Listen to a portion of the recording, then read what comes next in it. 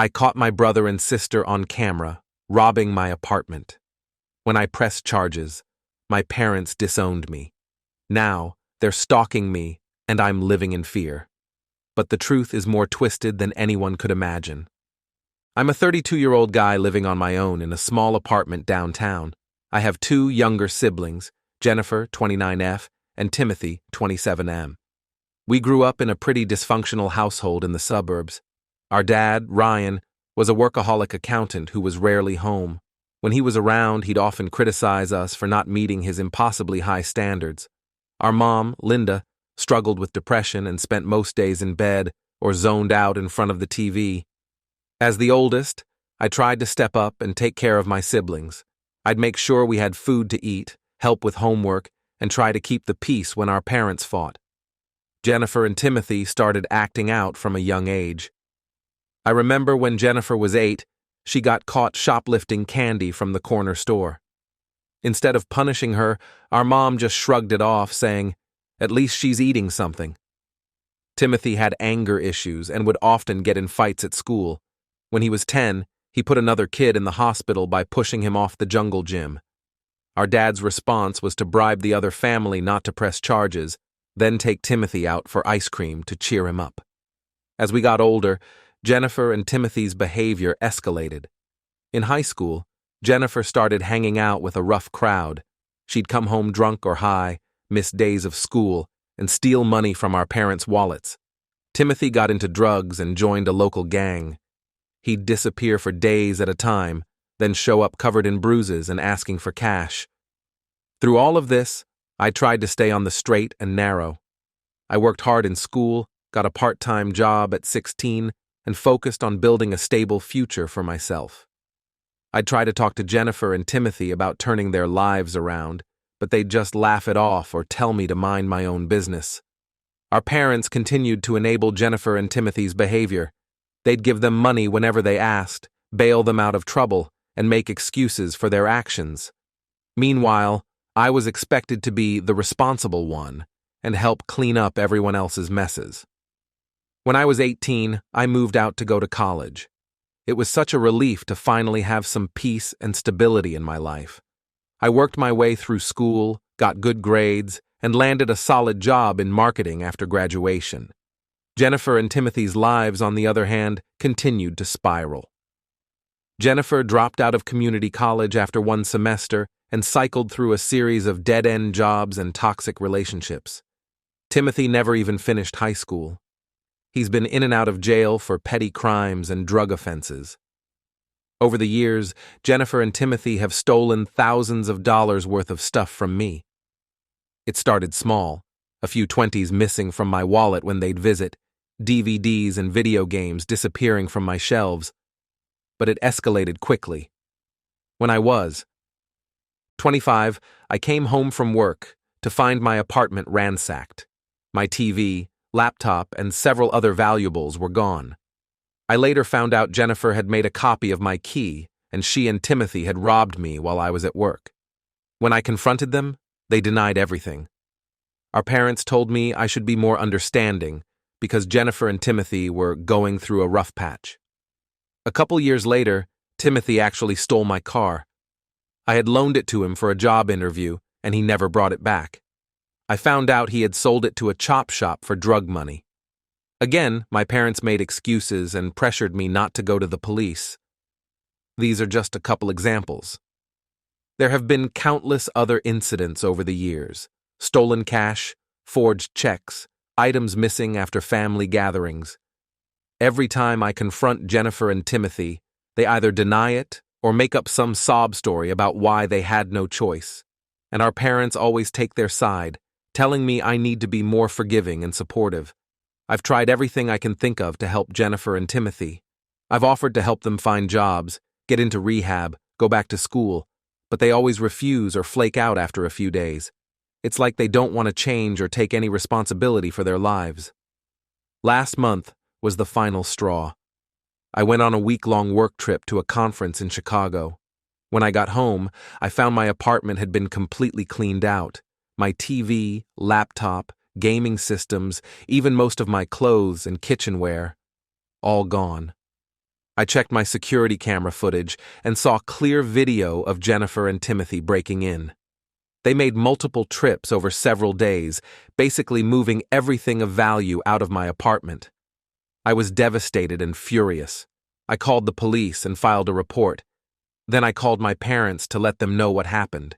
Their response made me feel like I was losing my mind. My mom said, "Oh, sweetie, I'm sure they didn't mean any harm. You know how tight money has been for them lately. Why don't you talk to them and work something out? I'm sure they'll pay you back when they can."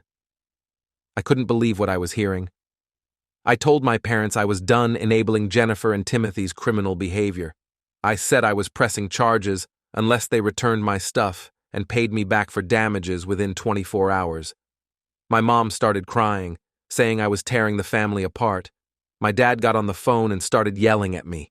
He said I was being selfish and cruel, and that family should always come first. He told me if I went to the police, I'd no longer be welcome in their home.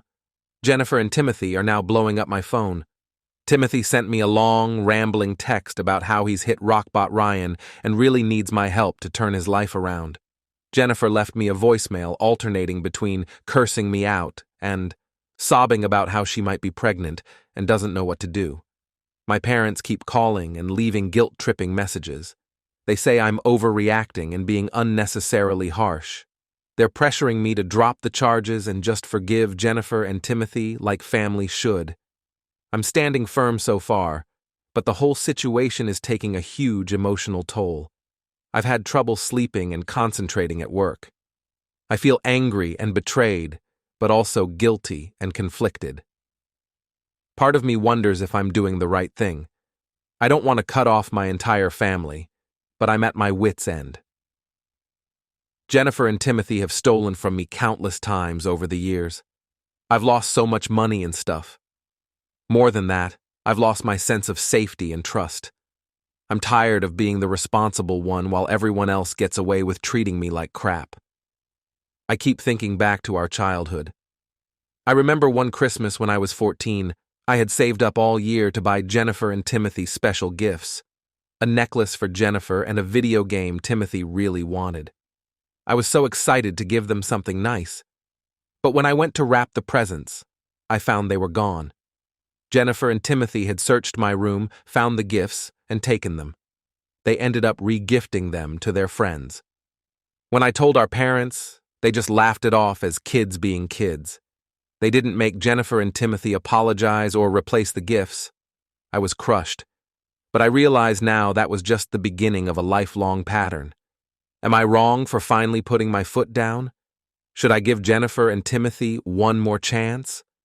I'm worried pressing charges will permanently fracture my family, but I don't know what else to do at this point. I feel like I've spent my whole life trying to help them, and they've done nothing but take advantage of me. Any advice would be appreciated. I'm feeling lost and alone, and I'm not sure where to go from here. Update 1. It's been about a month since my last post, and a lot has happened. First, I want to thank everyone for the supportive comments and advice.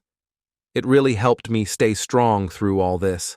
I did end up pressing charges against Jennifer and Timothy. The police investigation uncovered even more than I realized. Turns out they've been running a pretty extensive theft ring, stealing from family, friends, and neighbors all over town. They were selling a lot of the stuff online or at pawn shops. The detective I worked with, Officer Johnson, was incredibly thorough. He traced online listings and pawnshop records, linking dozens of stolen items back to Jennifer and Timothy. They'd been targeting not just me, but several of our cousins, old high school classmates, and even some of our parents' friends. One of the hardest parts was learning how long this had been going on. Officer Johnson found evidence of Jennifer and Timothy's crimes dating back nearly a decade. It made me realize just how deep their issues run and how much damage they've done over the years. Jennifer and Timothy were both arrested about 2 weeks after I filed the report. I wasn't there, but I heard from a neighbor that it was quite a scene. Apparently, Timothy tried to run and had to be tackled by officers. Jennifer locked herself in the bathroom and refused to come out for hours. When my parents found out about the arrests, They absolutely lost it. They showed up at my apartment unannounced, pounding on the door and screaming.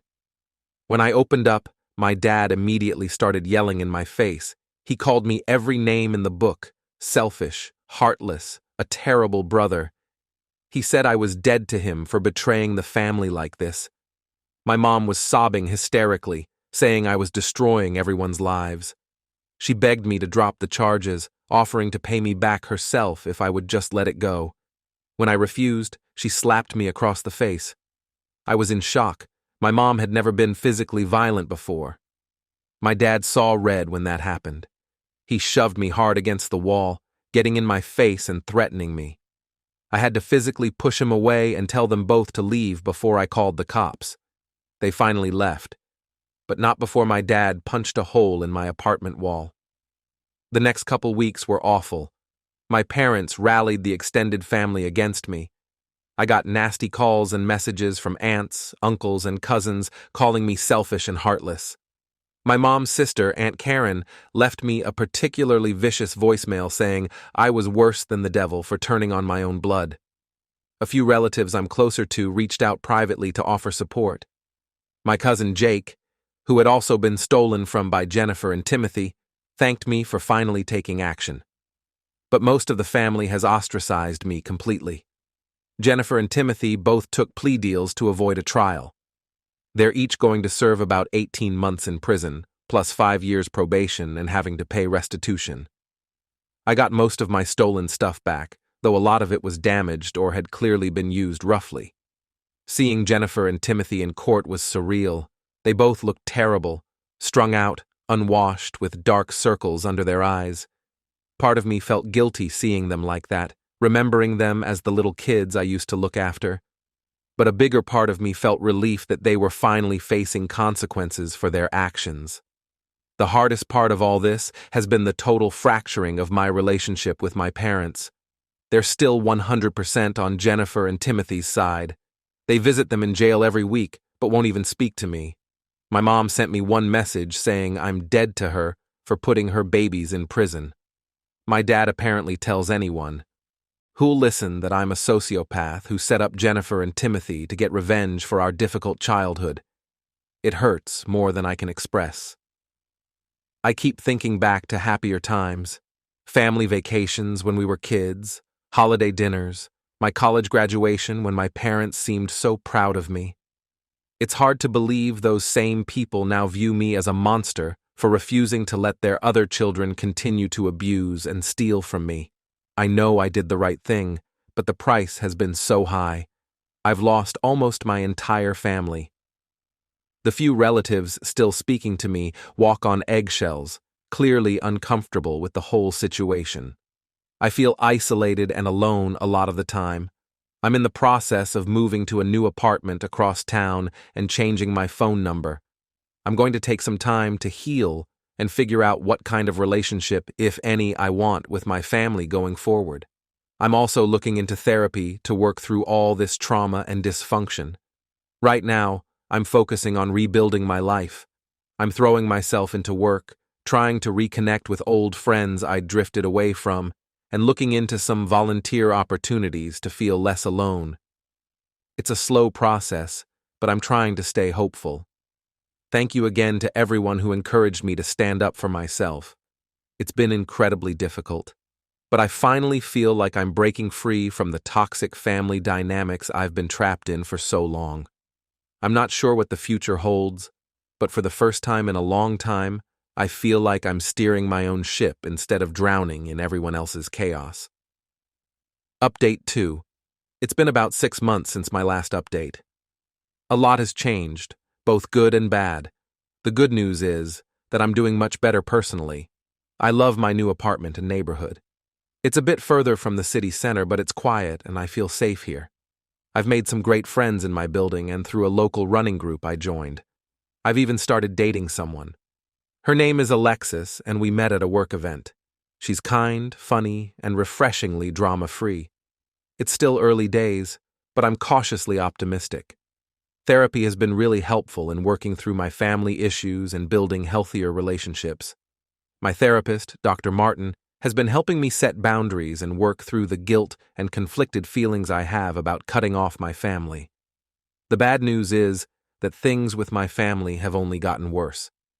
Jennifer and Timothy were released from prison early due to overcrowding. They immediately moved back in with our parents, who welcomed them with open arms. I tried to maintain very low contact after they got out. I sent a brief email to my parents letting them know my new address in case of emergencies, but I made it clear I wasn't ready to resume regular contact. That boundary was quickly ignored. Jennifer and Timothy started showing up at my work, sending threatening messages from burner phones, and I'm pretty sure they slashed my tires last week, though I can't prove it. The messages from Jennifer and Timothy range from pitiful to terrifying. Jennifer sent me a long email about how she's pregnant for real this time and doesn't know what to do. She begged me for money and said if anything happened to the baby, it would be my fault. Timothy left me a voicemail that was just heavy breathing and the sound of a knife being sharpened. My parents aren't much better. They've been leaving guilt-tripping voicemails and sending manipulative emails. My mom wrote me a long letter detailing every sacrifice she ever made for me, saying I owe it to her to forgive Jennifer and Timothy. My dad sent an email telling me that my grandfather is very ill, and that if I don't reconcile with the family soon, I'll regret it forever when he dies.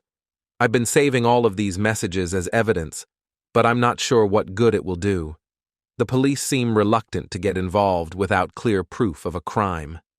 They basically told me it's a family matter and to work it out ourselves. The final straw came yesterday. I got home from work to find my apartment had been broken into again.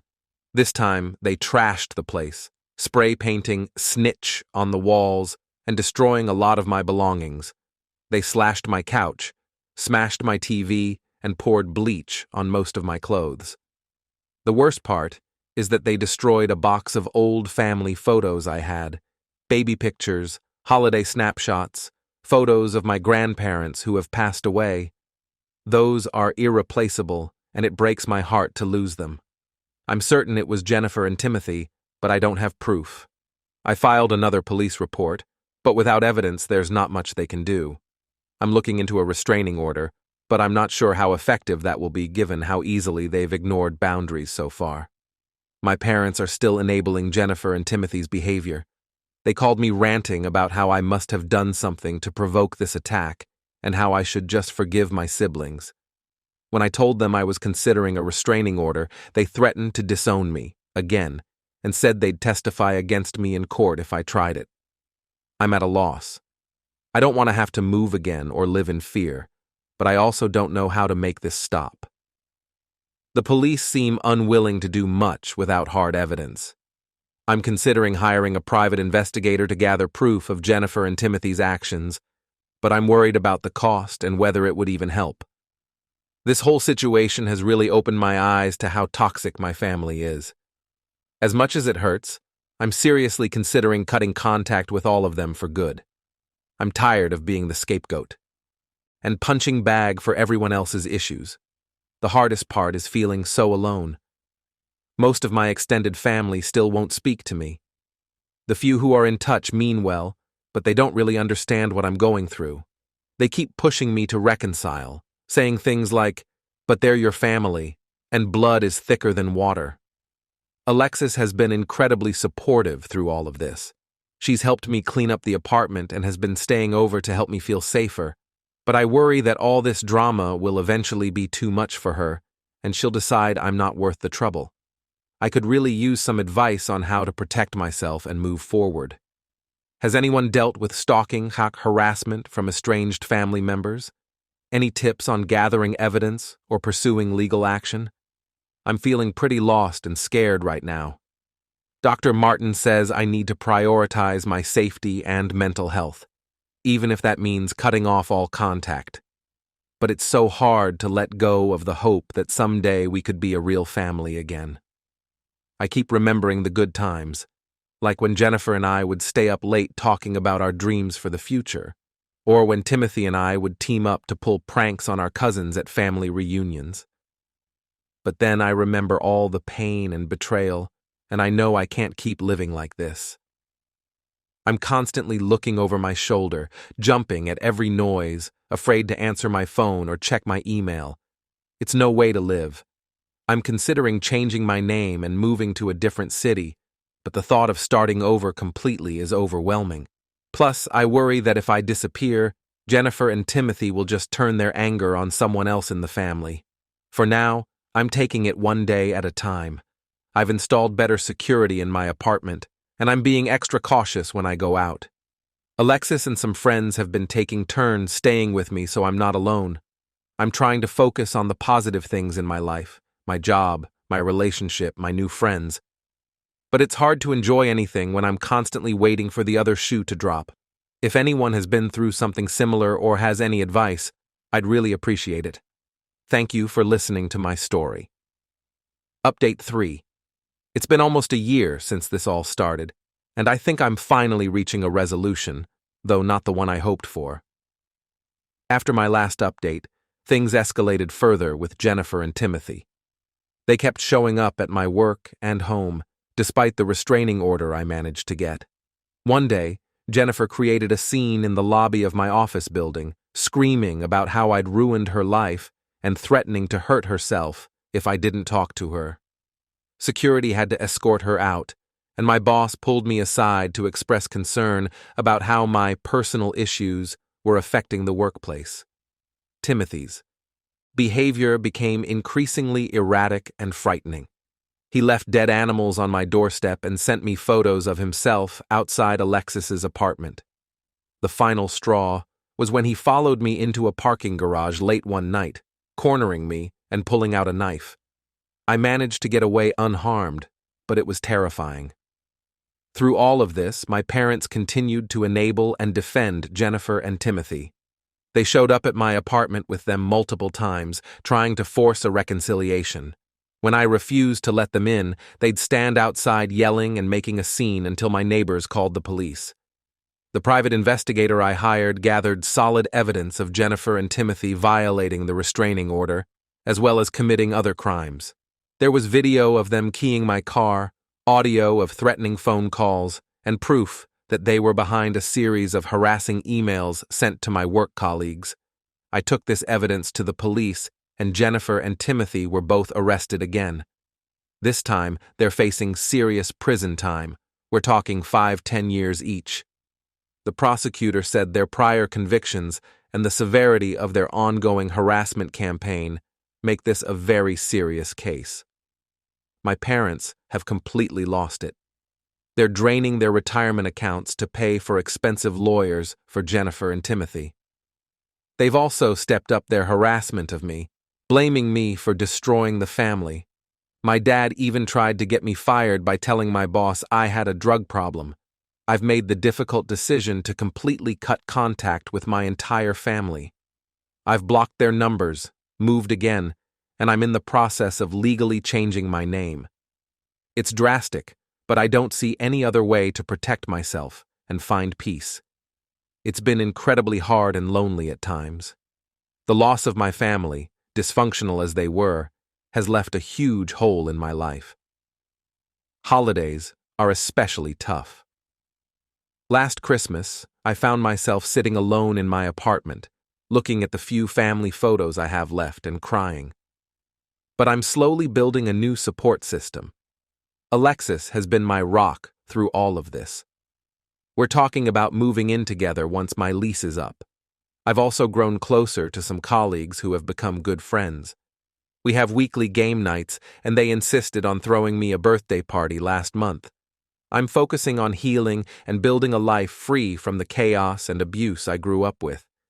I still have nightmares sometimes and struggle with anxiety, but overall I'm doing better. I'm excelling at work and even thinking about going back to school for an advanced degree. It's not the happy ending I wished for, but I'm hopeful for the future for the first time in a long time. Thank you to everyone who's offered support and advice throughout this journey. Your kindness has meant more than you know.